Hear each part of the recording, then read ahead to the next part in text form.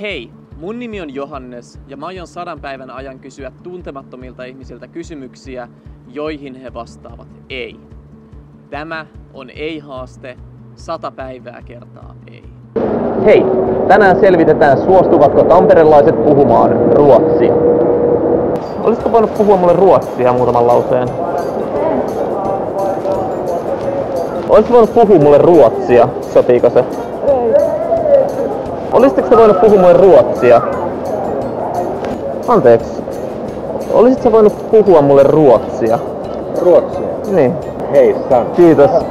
Voitteko te puhua mulle ruotsia? Emme osata. Onko sulla joku hätä? Olisitko voinut puhua mulle ruotsia?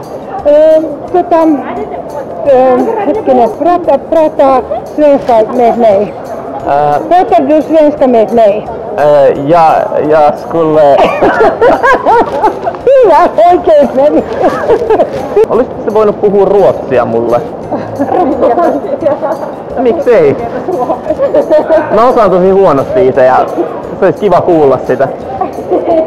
Puhu mulle ruotsia, sopiiko? Olisitko se voinut puhua mulle ruotsia? Olisitko voinut puhua mulle ruotsia? Ei. Olisitko voinut puhua mulle ruotsia? Puhua mulle ruotsia. Vex. Olisitko voinut puhua mulle ruotsia? En pysty. Okei. En pysty. Olisitteko te voinut puhua mulle ruotsia? Det kan jag göra.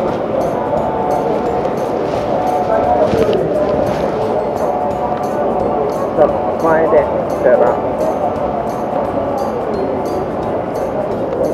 Ja, förstår inte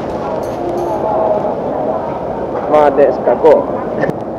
Aika jännää mennä kysymään ihmisiltä, voivatko he puhua mulle ruotsia.